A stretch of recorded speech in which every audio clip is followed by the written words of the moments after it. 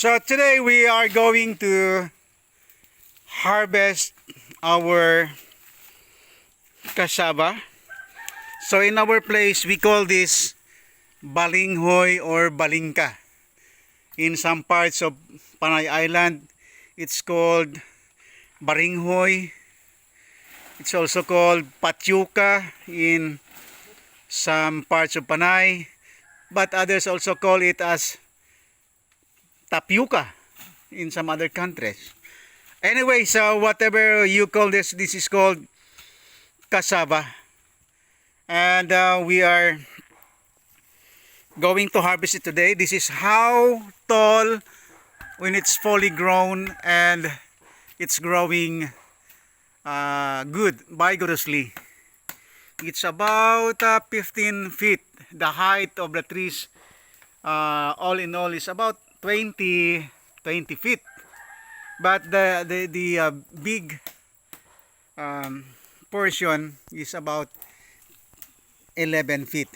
So since the roots is the source of our harvest, because out of the roots are the tubers, and tubers is starch, and we're going to feed our chickens and our muscabee and our pigs with this patyuka or tapioca or cassava. So let's see how big are the tubers. So it shows that the tubers are also big,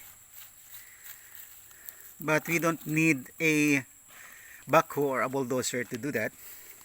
Little by little, itik is going to extract it from the soil. So the tree is a big tree, and we're planning to replant this in some other site of the farm.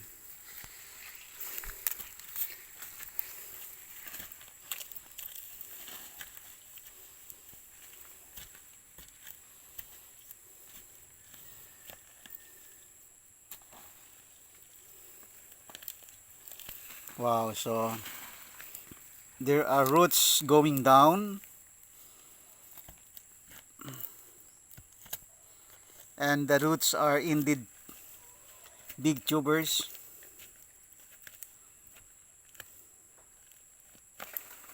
There it is, a good hole, a good size.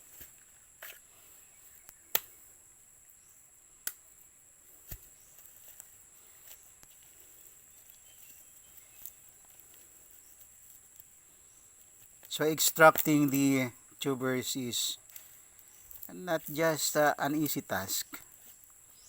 So it's interesting to note that styles or techniques are needed to extract this big base of the cassava plant. So it's not only the Philippines growing cassava, actually Africa, India, and even Latin America is planting cassava as a source of starch. Anyways, in this farm we eat a little of this, but we plant cassava not only for its roots or its tubers, but also for its leaves. Its leaves, when you know how to cook it, well, some other sheeps cook cassava leaves, and I have tasted so many times, and it's so good when it's cooked in coconut milk.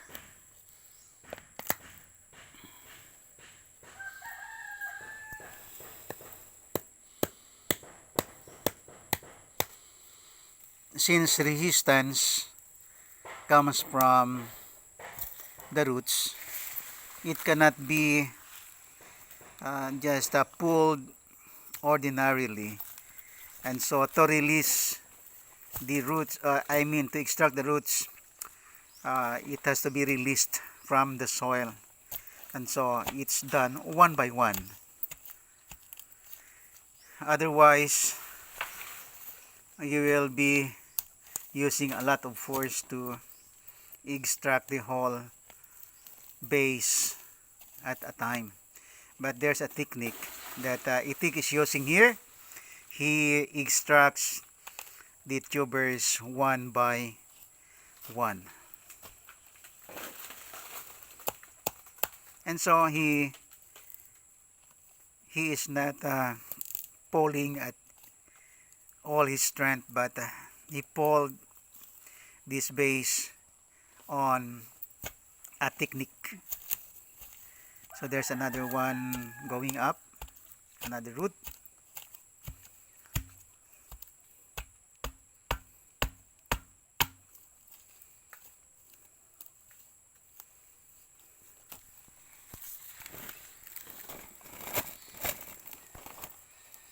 So we have now a pile of, but it's not totally extracted. Not everything is extracted.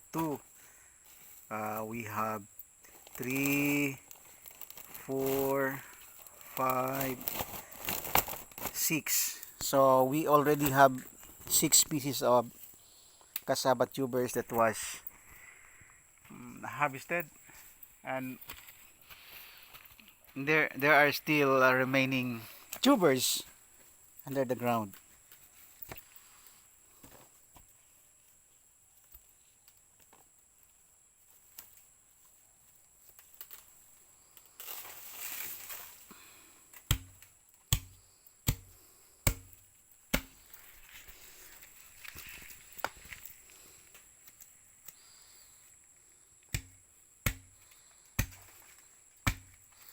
Butangan do yun nga kuwan sa sako do yung ugod.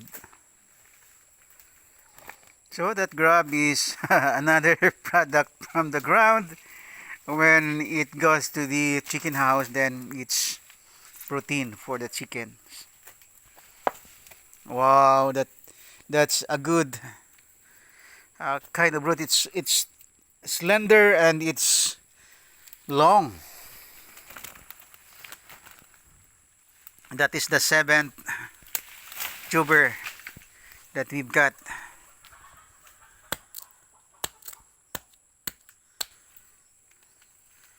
This could be the 7th tuber.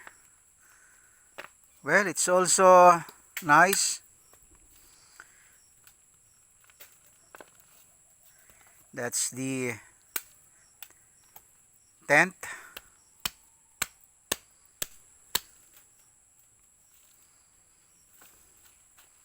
A lot is yet to come.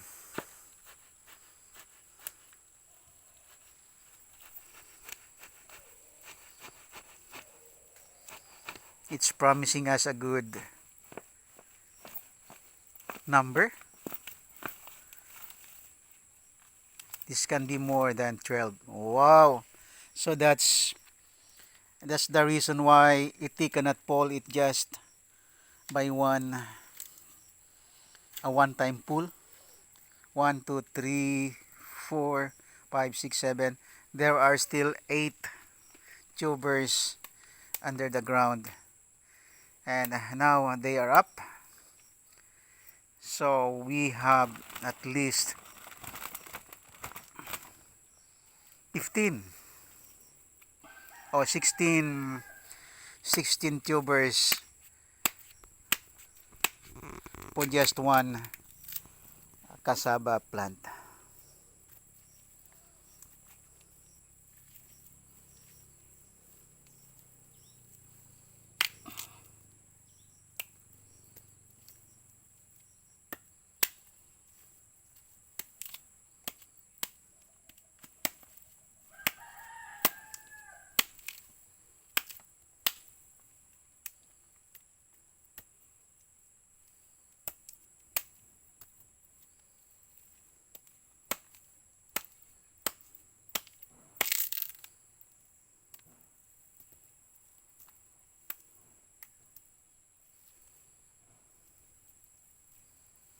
So that's it. So guys, we have 17 tubers just in one plant alone. So when we weigh this, it can turn out to about more than 10 kilos.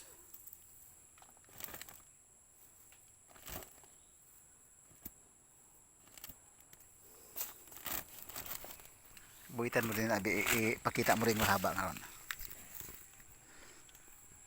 So that's one cassava tubers big enough part of that harvest.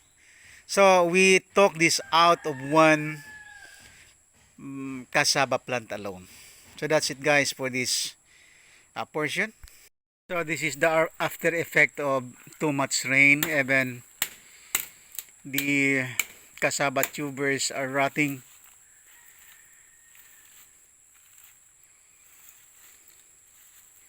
Yun o tala yun.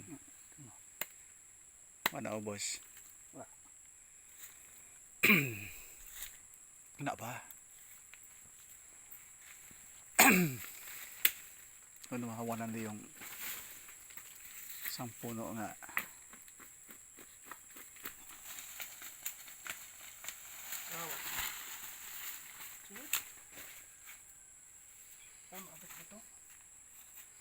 Niyog.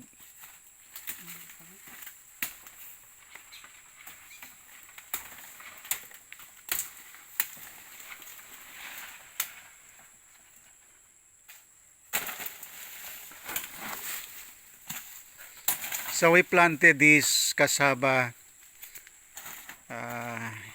2021. I cannot remember the months, but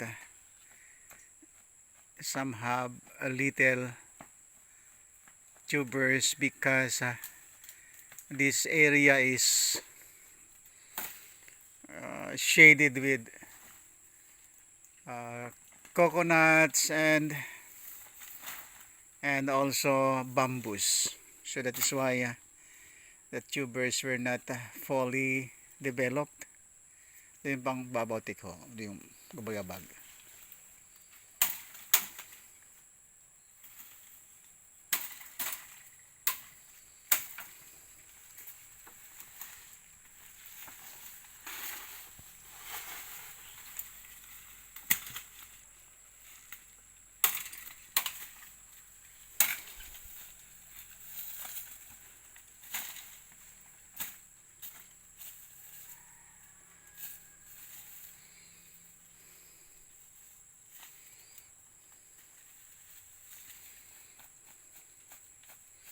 This one is the yellow cassava. Well, it's also not so much productive because of too much shading of the coconut, the bananas, and also the bambos.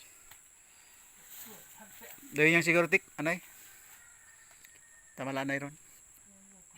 At least naka harvest kita, so at least we have harvested enough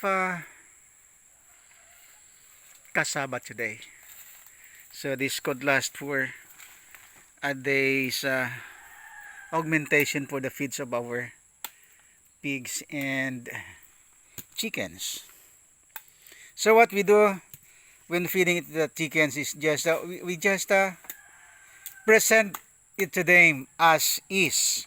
We never cook, we never, okay, we only have to chop it, but big sizes, so it won't roll and be nasty because of wet soil. So we just the small ones we just throw at them and they just serve themselves with that raw cassava. So big and small, it has starts to give them the strength that they would need.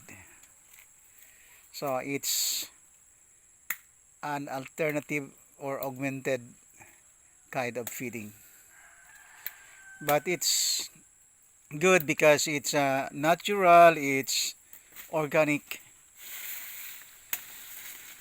We're not using too much chemical when we feed them with this cassava. Well, pigs like it too, the native pigs, but cassava is not suited for the large white because they are so sensitive. Because uh, to let you know that cassava has, it contains some carcinogen, meaning it has uh, a small percentage of cyanide in it. That is why if someone wants to cook cassava leaves, they have to, you know, squeeze out its water to get rid of some of the cyanide in the leaves before cooking. Anyway, when it's neutralized, it's safe to eat banana leaves as vegetables. And there are dishes that can be prepared out of cassava leaves. On the other hand, cassava tubers can also be made into flour.